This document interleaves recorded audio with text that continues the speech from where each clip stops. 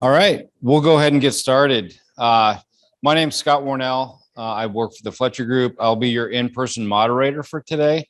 So I'd like to welcome Tara. And she's going to be talking about Recovery Community Organizations 101. I'll let her introduce herself to you. She did a great job already introducing herself this morning. So if you have questions, we prefer if you hold them till the end, but if it moves you and you can't wait till the end, she will take your questions. Online people, if you have questions, type them in the chat and we will get those to her to answer for you. So without further ado. Hello, everyone, and thank you for joining in person and virtual. I will try my best to think of all the audiences that are joining us today. My name is Tara Mosley Hyde, and I'm a person in long-term recovery. And what that looks like for me is that I've been living a life of resilience since April of 2011. I'm going to do my best to manage multiple things with my hands because I got to have my hands everywhere. So give me some grace, and I appreciate it in advance. And welcome to Recovery Community Organizations 101. So the goal for today, I guess I should have tested this out beforehand, huh? Because it's not working. That's okay. Let's see.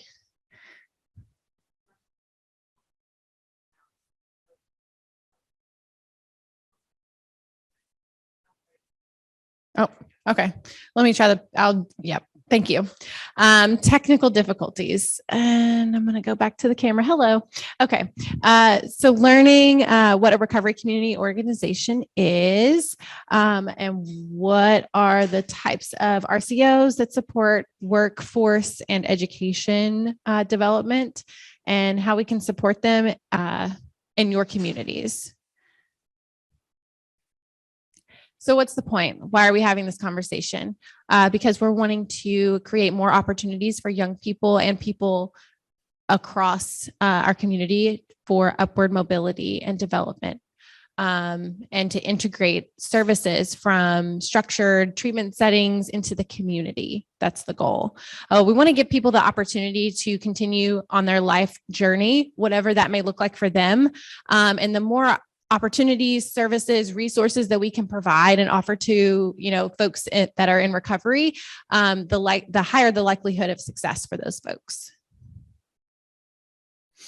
So where do we start? Engagement. So I know, as professionals, we're really in this space and we always talk about, I want to provide these services, or this is like my area of passion and these are the things that I want to do. But it's also very important to think about, what the community needs are, right? Like, what does your community need? What are those folks that you want to serve or are serving? What do they need? Beyond the scope of what you're offering, right? And how to make those connections to those folks, or for them rather. So, if you, for me, I'll keep it on myself. So for me, I needed access to housing, for example. I couldn't access any really supportive housing network when I was in my early recovery. So it was very limited, right? Like the options weren't really existing. I needed something that was a little bit more flexible because I was in school and I had a lot of other responsibilities. So, thinking about some of the options and what you currently have in your community versus what you need in the community in order for people to be successful. The best way to find out this information is to ask the people that you're trying to serve, because they're going to know what sort of barriers that they're placed with, right? And that's, I know we've all heard the term needs assessment. And this is really from the same breath, but it's really just having some one-on-one discussions. What are some of the things that you need in your community? What are the things that you need to be successful? And what can I do to help you?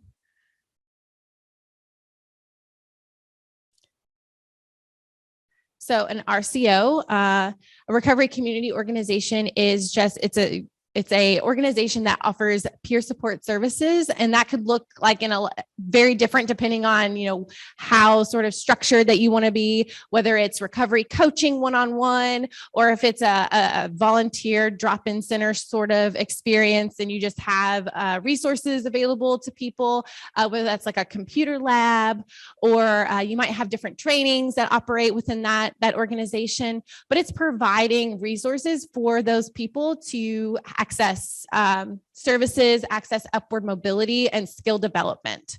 And it's all about recovery, right? It's not, at this point, we have moved past the treatment model. And I think that there seems to be some disconnect, at least from where I've been working, just to understand that there is a difference between treatment and recovery. Now there is like a small, I guess, line, that teeters on, right? And some folks may have or need like additional support as they're like moving into their recovery experience. And they may need additional support, additional, networks and whatnot. However, it's very important to allow people to grow, and they need to have that community component. And that's where the recovery community organizations really come in, because it allows them to step outside of their treatment path or their, even for, their recovery pathway, and get some skill development for their education goals or their employment goals, and really talk about whole health and wellness. This is beyond just their treatment experience. We need to think about the community component. I kind of already talked about that. Oh, that's strange. I wonder if I can get that to remove. Sorry, guys. I didn't realize that little bar was up there. Oh, you don't think so? Oh, no, it's okay. Thank you. Maybe. We're going to work on some technical stuff for the moment. Hang on just a second. Can you? Thank you. Okay, 3 elements that make up an RCO. So a recovery vision, an authentic voice, and independence. So again, this is, removing sort of that tether to a treatment center or the treatment experience and going into the recovery space and recovery community and really providing those services that are more for the community and more community-based. So, and even though there might be recovery coaching and things like that, the recovery coach, their goal and their mission is to help that person continue on their goal of, sustaining their life, whatever that may look like for them. It's not going to be clinical necessarily, if that makes sense. So you just want to kind of keep that in the forefront of your mind as we kind of go through some of these slides today, because we'll talk a lot about peers. We'll talk a lot about community and how to gear your recovery community organization to that space, if you currently operate one or if you're looking to expand services.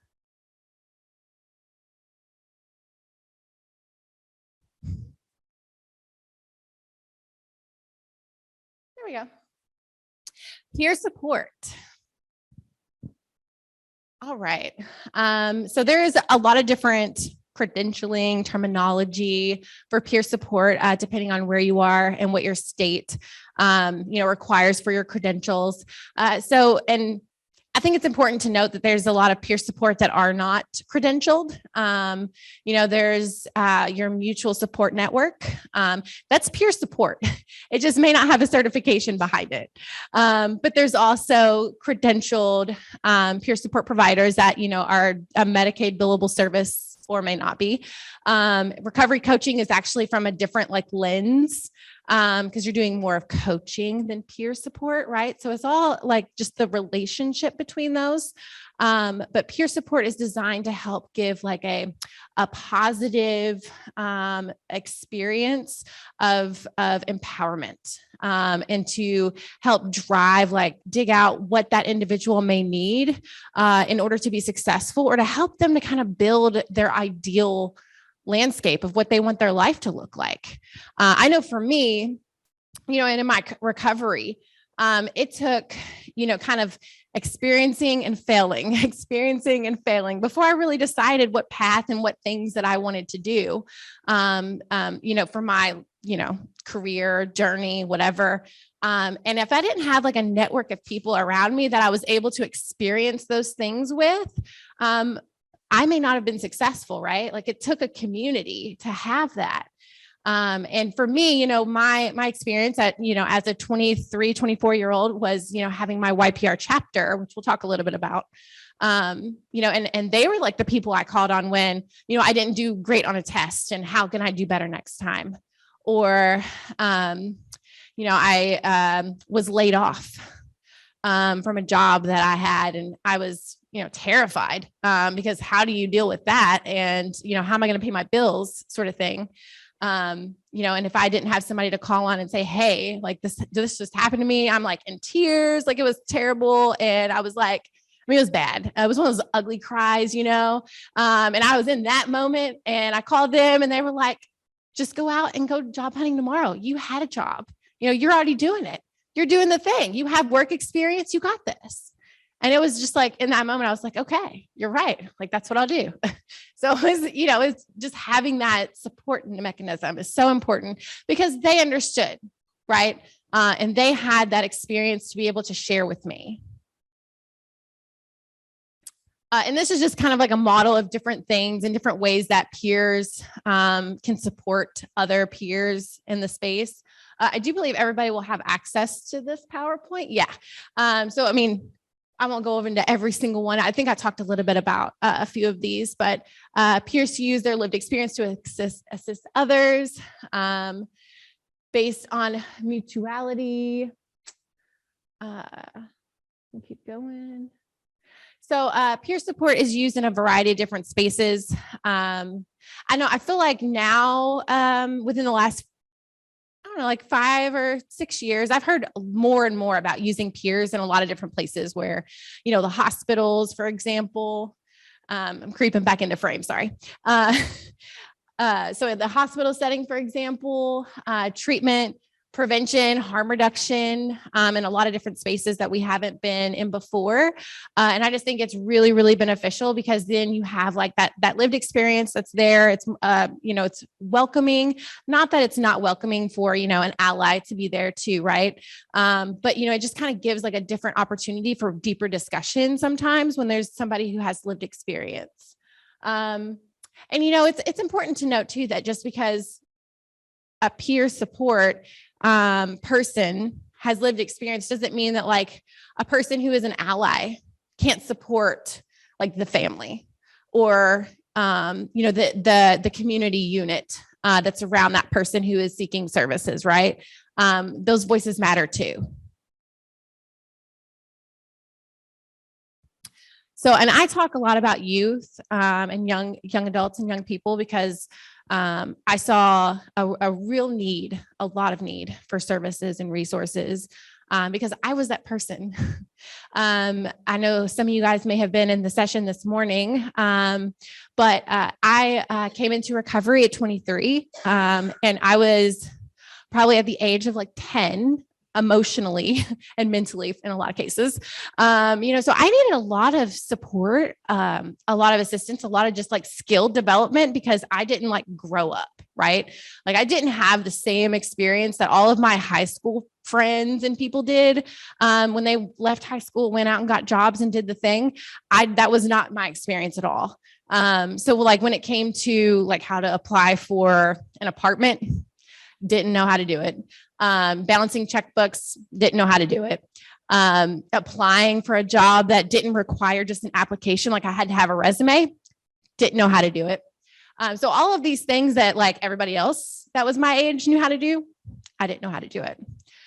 So I knew that there were real needs for folks that were like me, right? Young people that needed the skill development in those spaces that everybody else got to experience and grow up and grow into where I didn't. And there's a lot of people that are like that. So it's important that we, continue to create these services so that folks can find their path forward. And it takes all of us right? It's important for me to talk about housing. It's important for me to talk about education, and it's important for me to talk about employment, because that's how we gain upward mobility. That's how we gain responsibility. And that's how we gain growth and development.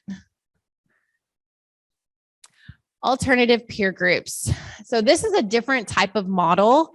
So peer is a little bit more of working with your peers, similar lived experiences. It's very not structured, right? Just a part of a service. Alternative peer groups are a lot more structured. And so it may involve like a family support mechanism, as well as clinical, as well as a community or a peer support component, right? Because it's in a group setting. So this sort of service, like I said, is a lot more structured. So there's like family planning events. This would be, it could be like a camp. So it could be, this is a little bit more geared for youth, I'll say too. So like 12 to 17, give or take. And you can have young adult ones as well. But typically it's in like a camp sort of setting. So you have like groups that meet frequently. You might have different clinical hours with a therapist or social work person. But then there's also another component, that's the community component. And that's more of, again, more peer support. But this is a really great opportunity to kind of get, especially a youth or a young adult, somebody who hasn't had a lot of structure or that might need a lot of structure, and get them kind of involved in a lot of different activities, and also the family. This is a really big proponent of family involvement. And that might be, better suited for certain types of family dynamics, right? For me and my family dynamic, I had severed the relationship with my family. So for me, that wasn't, that wasn't a good, service for me to take part in. Mine was more of something that was a peer support or community involvement. This might be ideal for somebody who has a stronger family unit, or, that's of a young person who still is like in the home with their family, for example. So with this, it's, the youth, the social function. So, and there, it does say 12-step meetings, but I'll say too, that it's more of just any sort of meeting. So all recovery meetings, or smart recovery, life ring, any sort of meetings, just some sort of family or community component, counseling, family support, and psychosocial education. Recovery high schools. How many of you guys have heard of a recovery high school? Oh, nice. Beautiful. Love it. That's probably one of the most underutilized, I'll say, for young people. I really think it's a really great opportunity. And if you guys don't have recovery high schools in your area, unfortunately, I don't believe that there are any in Kentucky, unfortunately. This is something that's been on my to-do list for a while. So maybe now that, I'm taking on some new roles in my life, I can bring it up on the priority list. But the recovery high school, it's a really great opportunity to just have youths interact in their educational setting, their primary educational setting, with other persons in recovery, but also have clinical staff available. I'll put a plug in for a friend of mine's documentary. If you haven't seen Generation Found by Greg Williams, you should totally see it. It's a really great documentary talking a lot about actually alternative peer groups and recovery high schools. I do believe that there's a lot of programming in Texas that does a combined effort between the recovery high schools and also the alternative peer groups. So it's a really, really great film if you haven't seen it. But recovery high schools, it really just gives the opportunity for young folks to see that recovery isn't this boring thing. Recovery is fun. Other people can find recovery that are young. That's not an old person problem, right? Because again, going back to myself, when I was 23, right, there was several people that told me, "Oh, you're too young. You don't have a problem. You can't have a problem yet." And I'm like, I don't know, man, 23 and homeless, I think that's a problem, But I mean, but again, right? Like if I was anybody else, if I were somebody else and I heard that, I might have thought, well, then maybe I don't have a problem, right? Like that's something that we need to do better with, but nonetheless, I think that's important, right? And creating spaces for young people to like be themselves, be their authentic self, right? Be in recovery, be able to voice the things that they feel and not feel like the negative peer pressure. They can use a recovery high school to influence positive peer pressure. I don't know if you guys have ever heard that. That's something that I use, a term that I use a lot in our YPR chapters, because that's what we do with our pro socials. We are like forcing people to interact in a positive social experience. Come out to Ultimate Glow in the Dark Frisbee in Louisville on Friday nights because you'll have so much fun and you should come. And then we do a leadership meeting and we want you to get involved and we want you to show up to our next event and do, help pick up chairs or help do something. And, you get involved, right? So you keep engaging. And so that's a piece of what the Recovery High School gets to do. And then, they go through their educational experience, right? Their primary schooling. So it helps also get them through school.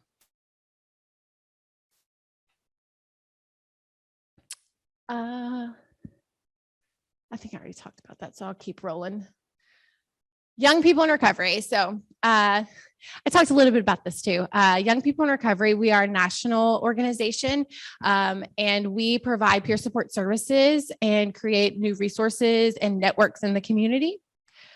And how this kind of translates. So there is a national organization, and then there's also chapters in the community. So the national organization is kind of like the umbrella of the holistic organization. We have about 70 chapters across the country. Excuse me. And each of them operate in their, specific areas. All chapters do a handful of things. They all provide all recovery meetings. So that's a meeting that's open and inclusive to any person and any pathway of recovery. They also are open to allies. They also do pro-social events, which are positive social experiences. And then our workshops. Our workshops are all based off of life skills development. And the great thing here is that for the life skills development, we have they're free. Number one, they're free and open to the community, but they're open to anybody who wants to come. So even if you're like not a person in recovery, but say you need to learn how to build a resume, you can come and you will still benefit from the information being provided. It's all developed at a 6th grade reading level. So it's very easy to interpret and digest and be able to like walk away that day with a brief outline of how to build a resume. And I think I actually kind of go into that here in a second. So I'll probably skip ahead a little bit. So in our chapters, also, it's important to know that we go through an advocacy process. So for those chapters, all of their chapters, actually, they go through a 6-stage process where they pick an initiative and whatever, and that's in their community that their needs are, whether that's more access to Narcan, whether that's banning the box. Currently, I think over half of our network are advocating for more access to harm reduction supplies.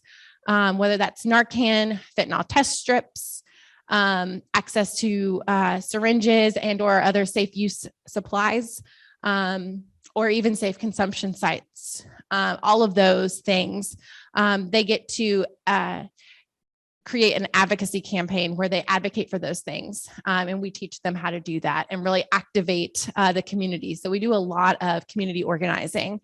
And, each chapter is kind of different with that, but they all kind of do those similar services. But what we always say, the recipe is really the same with a little sprinkle or a dash of something different, depending on what that community needs are.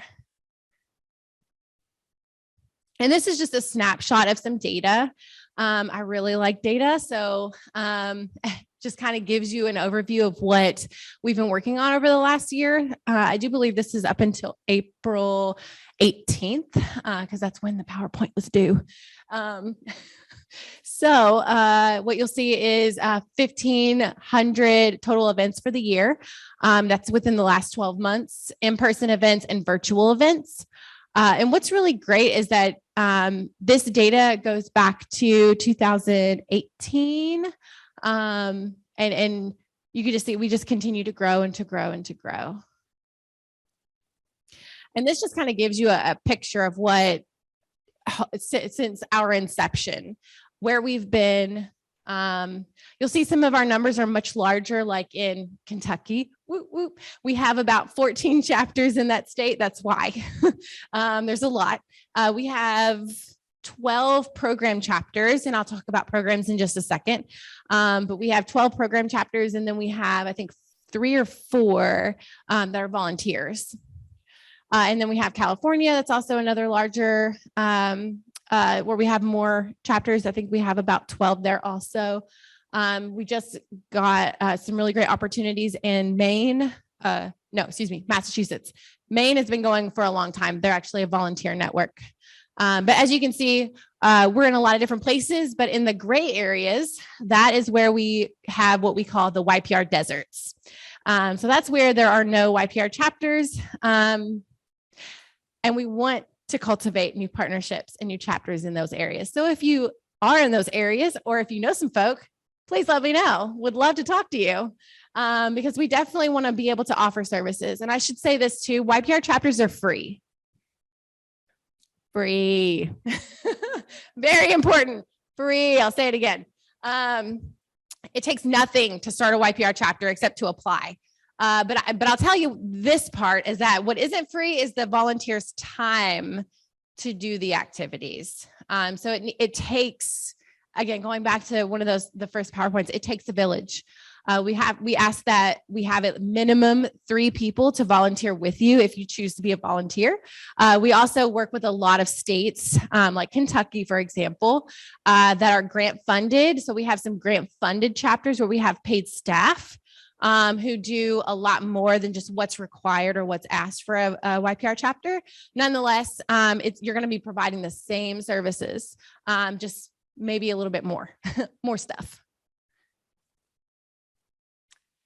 And then we also offer now, as of last week, actually, 3 different life skills programs, different curriculums, and it's in like a nice package toolkit that we offer. And this is how we've developed our sustainability for our organization. So it is a purchased program. So you purchase a site license to facilitate this program.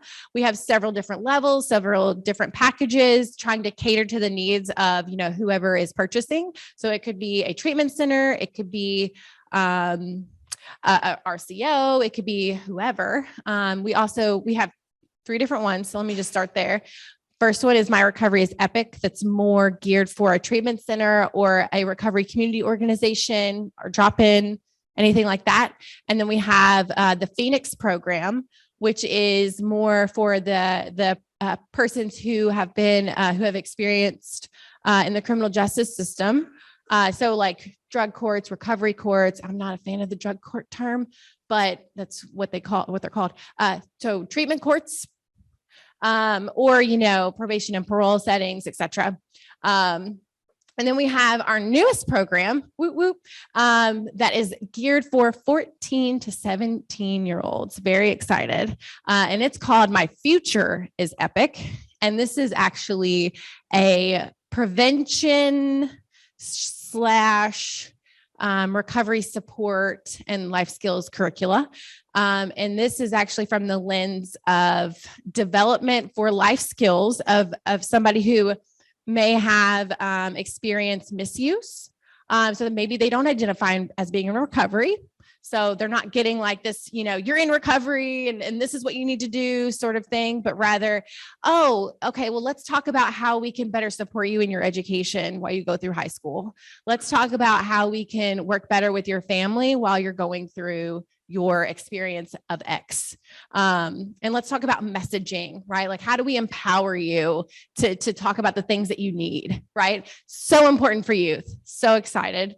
And this is our brand newest program, and it just launched last week. So that's why we're really excited about it. But that we offer that as well. And this is our data point. So we collect data at 3 different points of this program. And that is, or I'm sorry, 1, 2, 3, 4, 5 different points. So we do an intake where we get a baseline of, where that person is. We ask questions about the assessment of recovery capital. So have you guys ever heard of that? Anybody? Yeah, I see some head nod. Okay. So we asked assessment of recovery capital, the long version, important to know.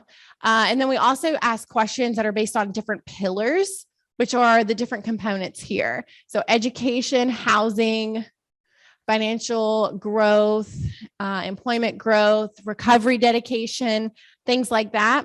And it kind of gives us a snapshot from intake to exit of the impact of our programming. So, and I'll say too that it isn't just our program that has impacted the individual, right? Like we know we are partnering with organizations. We're not just delivering this service in an incubator. So it's not, so we can't really say like, this is exactly what happens when somebody goes through our program. But what we can say is that this is what happens when a person is going through our program, as well as your program, as well as the community resources that are being offered in that area. This is what you get. And we see an average growth rate of 31%, 31.5% of their growth, categorical growth of each of these different areas. So they may be more dedicated to their recovery, more dedicated to finding some upward mobility in their education, etc. I already kind of talked about that, so we'll skip that. We'll skip that one because we already talked about that as well. All right, collegiate recovery support. What's my time look like? I don't have a... Perfect. Oh, awesome. Making great time. All right, collegiate recovery. Has anybody heard of collegiate recovery? Hand, couple. Nice. So if you didn't know, we actually have collegiate recovery communities that are in Kentucky. And I do believe there's somewhere around 50 across the country. There may be more now. I haven't looked on their website recently. But in Kentucky, we have 2 different collegiate recovery communities. And we did have 3, but I think things happen and we don't have one at Moorhead anymore. The 2 that we do have are the Cats for Recovery at UK. And we also have Advocates for Recovery at U of L. And a collegiate recovery program is a structured environment where students have a lived space, and they have a space, whether that's a dorm or, and then accompanied with like a meeting room where they can come together, find like peer support as a component. They also do some recovery coaching or collegiate coaching if they need additional support. There's a lot of like requirements. There's an application process. So it's a lot more structured. And also the housing component is a big piece of the program, the collegiate recovery program. So, and in these sort of settings, I'm sorry, I think I skipped a part. I didn't write in. So there's also a different program, I guess, our collegiate recovery community, which is not as structured as a program, but rather it's an opportunity for meeting, having meetings on campus. There is not a housing component. You may still experience some one-on-ones with like a recovery coach or a mentor of some kind, but you would not have like dorming. A lot of them are like open enrollment, so you don't have to like apply to be a part of. Some programs also offer scholarships. So, I mean, there's a lot of variation between the 2. I just always like to make sure that we talk about the 2 different ones. So that way that, like programming is always a little bit more structured, where community is more community based. And a lot of times too, in the community, it's a lot more open and flexible about who is involved. So it may be somebody that's like an ally that will be more involved or be involved in the community. Whereas in a program, there's like, a lot of times these, you need to be in recovery in order to receive the resources. So what benefits do students who are affiliated with a CRC get, or your college, for example? What sort of benefits do they have? So there's higher graduation rates, higher GPAs from the general student population, and 4 to 8% relapse rate. And I hate that. This was not my language. This was language from another study. But reoccurrence rates, I'll probably have to edit that later.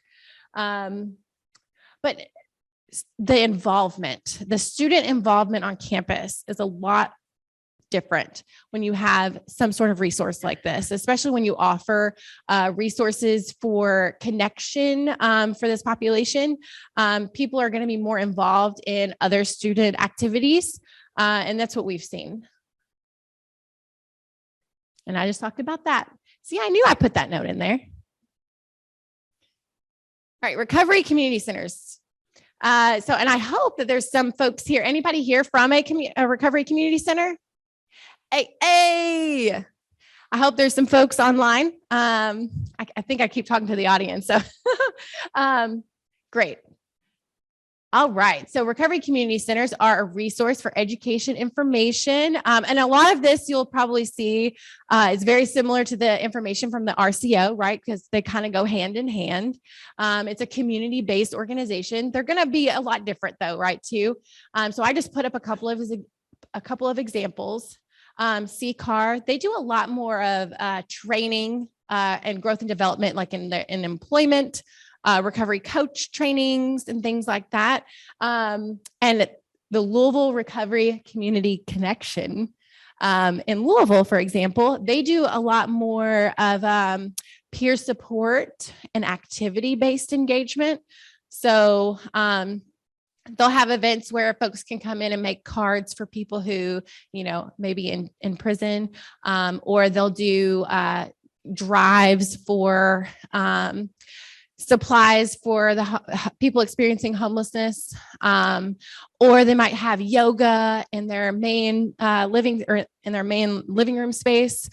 So they do a lot more stuff like that. That's more like individualized services rather than like training component, although they do also facilitate trainings. But again, it's about whatever the needs are for that community. And they're trying to fill a gap, right? So CCAR is filling a gap, LRCC is filling a gap. Tailored is, it's actually geared for youth and young adults. And they're also mental health as well as recovery support, because, sometimes there are dual diagnoses, and we want to make sure that services are available for all people, including youth and young adult.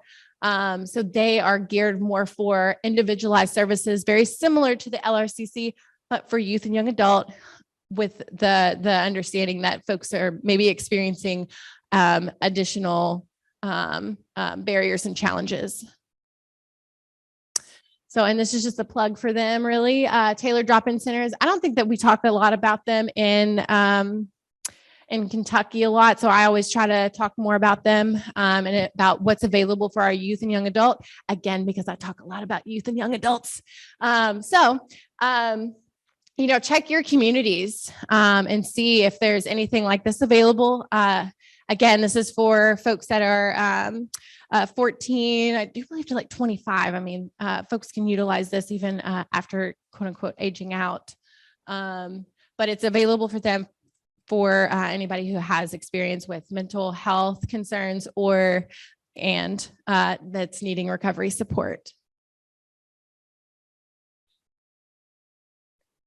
And I talked a lot about that. Apparently, I didn't need as many slides as I have.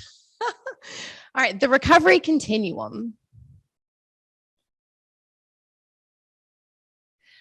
So everything that we just discussed and talked about today is all about the recovery continuum. And an RCO, kind of like your job and your mission, your goal in life, right, is to see what the needs are in your community, help to address those concerns and build it out, and whatever that may look like for your community and for you. Is it something that you're able to do? Is it something that somebody else is doing that maybe you can help create linkages? Kind of like navigating through that that is, your job, whether you know it or not. It's all of our jobs, to help create these resources and the services and trying to figure out the roadmap in order to fill the gaps, fill the voids, so that way the folks that have been falling through them no longer do. And that's kind of been, a lot of the barriers and challenges that I've seen over the years is,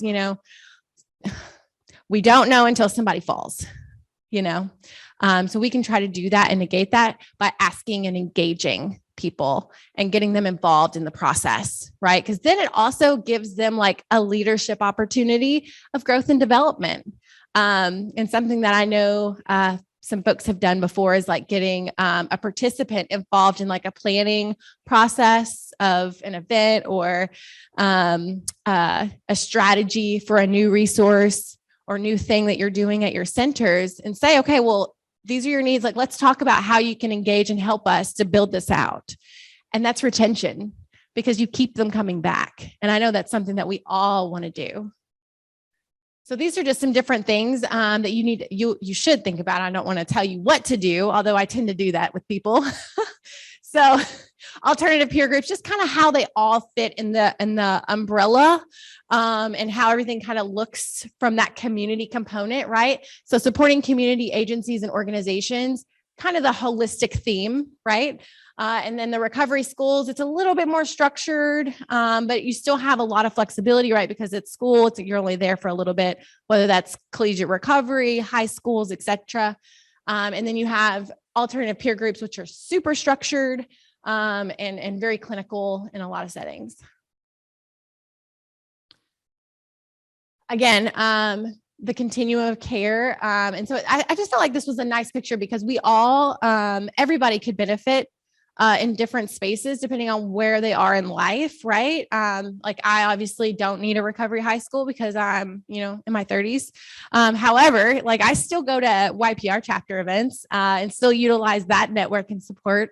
But nonetheless, like at some point in my life, like I will need all of these things. And just to know like the availability and what the services are in your community is a part of the things that we have to do and think of when we're talking about recovery, the recovery continuum and the recovery community and a recovery ecosystem, which I know is the theme of this conference. Social inclusion. So why do you think that social inclusion is an important feature and facet of every single resource we just talked about? Anybody? Shout it out.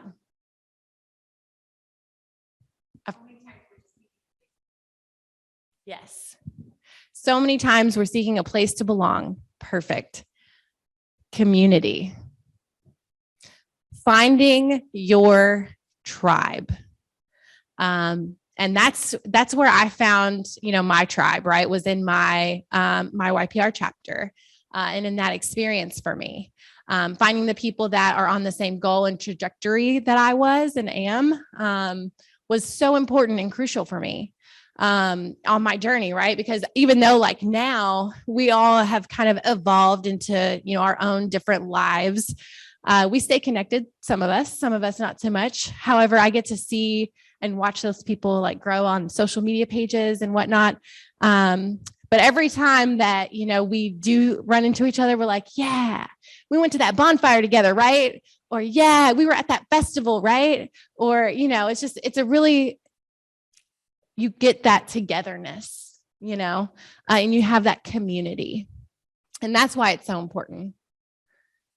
And for youth, it's even more important. Because that is what they seek the most. They want to belong. They want to feel connection. And I think, and I didn't really like talk about COVID and, some of the restrictions and things that's happened over the last 2 years, but I do know that they have experienced a huge weight of being disconnected for the last couple of years, especially for our folks who are in recovery, who are young people. They've been really disconnected and had, not that virtual hasn't filled some of that gap, but it's a lot different when it comes to socialization for young people. Like they don't get to like play, touch, use their sensory experiences to feel like their life and, experience activities and things. So it's a lot different for them, right? So now is like the time as, we're coming out of this restrictive place to really engage with those young people. And I know there's been a lot of other, not so great things. Overdose rates are at their all-time high. We've lost a lot of people in a lot of different ways. But this just makes our work in this space so much more important, that we're continuing to be open to, those young people and those people, all people that are looking for resources, and to engage them, right? And creating those spaces of welcoming, and you can come here and we don't even care if you're in recovery or not, just come and hang out, experience something positive and empowering, because that's what it should be. So, these are just this is real pictures of real people. This is actually me climbing a rock wall. That was at a recovery event a few years ago. But, I think it's just so important. Like, these are young people that are just having fun, right? And creating that community. And that's what the recovery continuum is. It's that community. It's about being an advocate. It's about having fun playing volleyball or climbing a wall or doing whatever it is that people want to do. And you see all of them are smiling. Well, the ones that you can see are smiling and having fun. And that's what young people need. Social development leads to professional development. Oh, and you couldn't see it because the bar's in the way. That's what it said, though. Social development leads to professional development. This was actually our chapter's first time speaking at the Kentucky school. I think 2015, we got to present on our chapter and talk about our chapter and what our chapter was doing at the time. And that was all of us from the chapter who spoke about our lived experience. But, that gave us the opportunity to show up, be present in a professional setting and show what, the Young People in Recovery chapter was doing to help provide services to that community. And that's something that, again, as people grow, right? Like, it's great to supply services for this specific population, but if we don't have the full continuum, as I got older, as other people age out of different phases in their life, like, what do they do? Hopefully you find resources. Hopefully it's available. And I hate saying, for me, I was lucky to find my recovery path. I was lucky to go to a homeless shelter because that was what was offered to me, was a homeless shelter that offered a recovery program at 23. And that's not the case for a lot of my friends, because I've lost a lot of the people that I went to school with and a lot of my friends over the years because they didn't have resources and they didn't have access to care. And even now, when I'm in my 30s, there are still people that are in like my generation and even my circle, right? That need access to services, but maybe they're older, maybe they don't fit in to that old model, right, of YPR or what have you. Maybe they need something else, right? So what do we do for those folks? And this is like the plaguing question among, us as service providers. Like, what can we do to help engage them, provide services, and ensure that they have all the support that they need to thrive? And I'll tell you, this also gives an amazing benefit to the community, right? Because we're going to continue to pay our bills. We're going to continue to, vote and pay our taxes and do all the things that community members do. So, and that is all. And I think hopefully, Tim, yay, perfect. So, question and answer session. Thank you.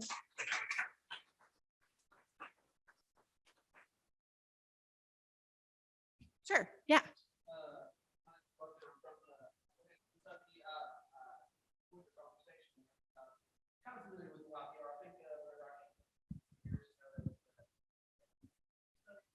Yes.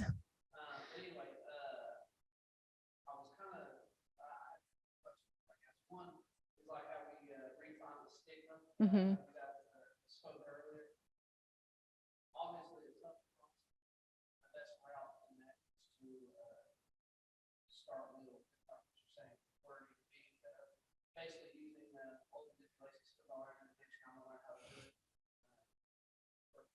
Mhm.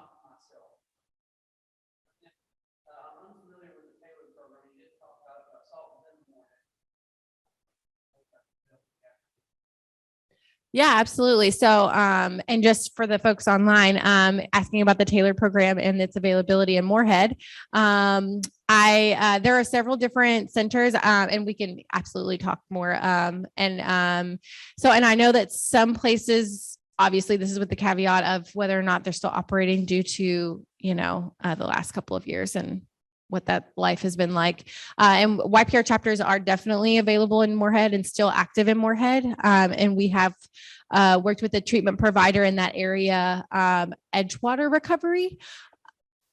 Yeah, exactly. Raymond. Yeah, RT. And he's been doing an incredible job working with Edgewater to facilitate EPIC. So there is a program active in that area.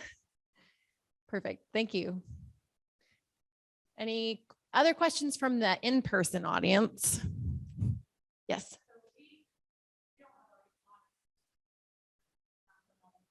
Okay.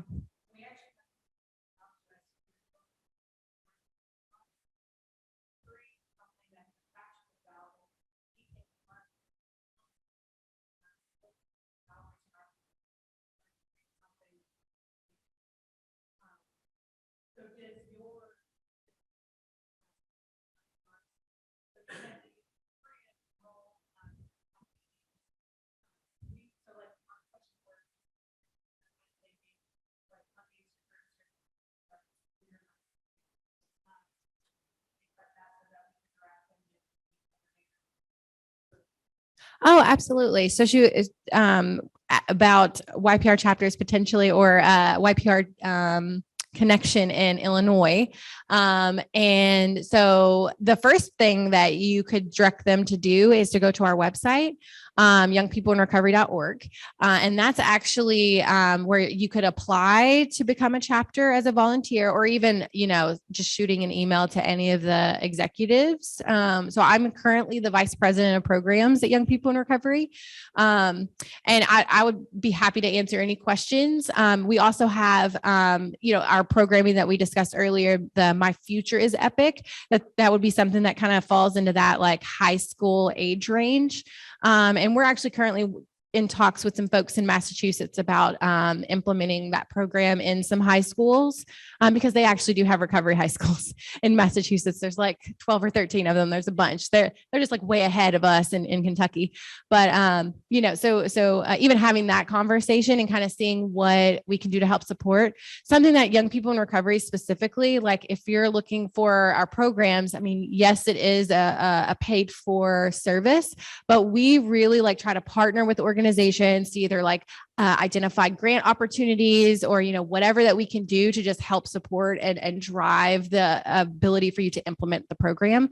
If that's something that you want to do, or not just want to do, but also does it make sense, right? Like maybe because it's this young person who's looking for these resources, maybe it would be good for him to have a YPR chapter that's just available at the high school, and just provide like all recovery meetings, workshops, pro-socials, and work with like the administration at the school if that's something that they're interested in doing and pursuing, right? Like we can have those discussions. And YPR specifically is really flexible about like implementation for that reason, right? Like we know that every community, every place, organization, school, whatever, is going to look a lot different. So we try to be flexible in that way. And we also have like a really great opportunity because we're not brick and mortar. A lot of the other things that we were discussing are brick and mortar: recovery community centers, collegiate recovery communities on campus, things like that, where we're not. Like, we just need a person. We just need people to go out and do the stuff, and we can have an all recovery meeting in the park, and that sort of thing. Does that answer your question? Perfect. Anybody else? Oh, yes.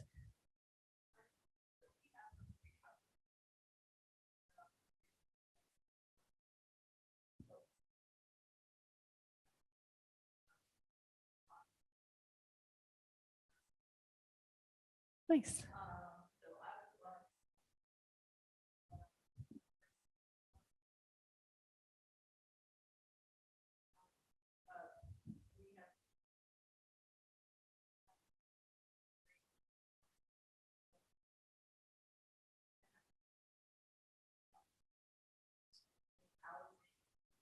That's incredible.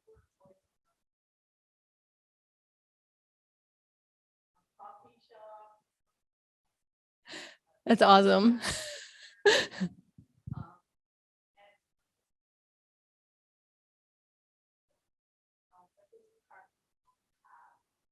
Yeah, absolutely. Would love to talk more about more opportunities in Vermont. I actually did talk to somebody there at a college. There's a collegiate recovery community, I think, at a college up there that I spoke to not too long ago. So maybe we can get you connected with them too, right? And see what we can do. We're all about making connections. We love working with people.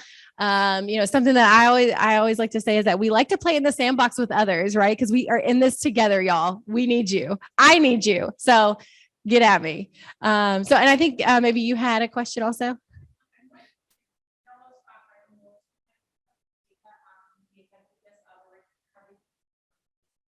Mm-hmm.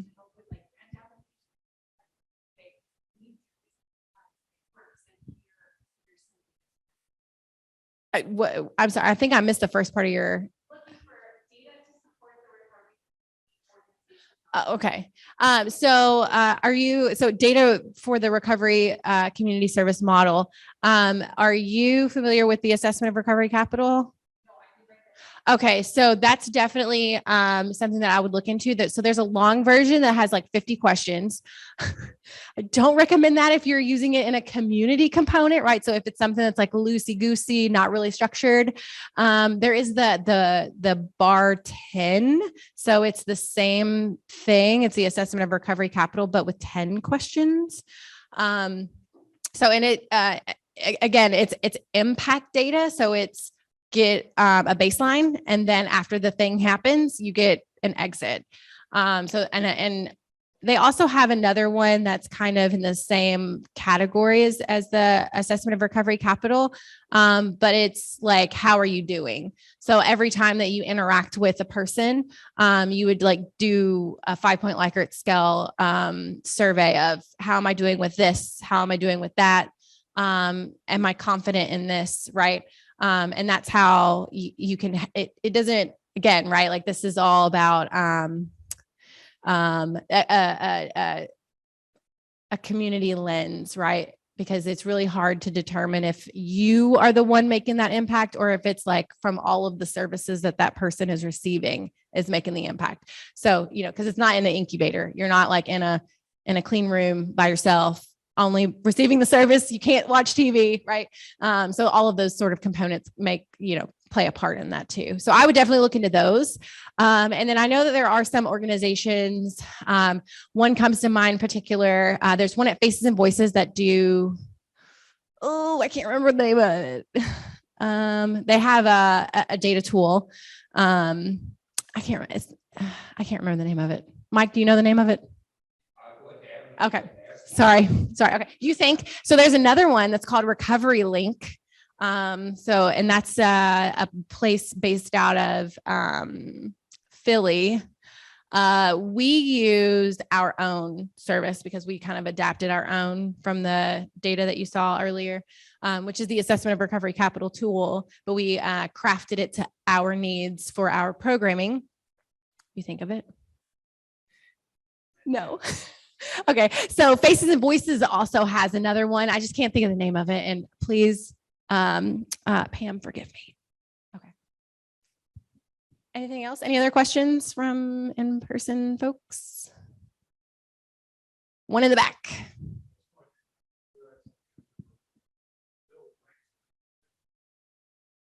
Yes, Bill White, incredible. And he has like research on everything. I actually like a lot of the stuff that's in my presentation come from him, which it's in my notes section, which I wasn't able to use today.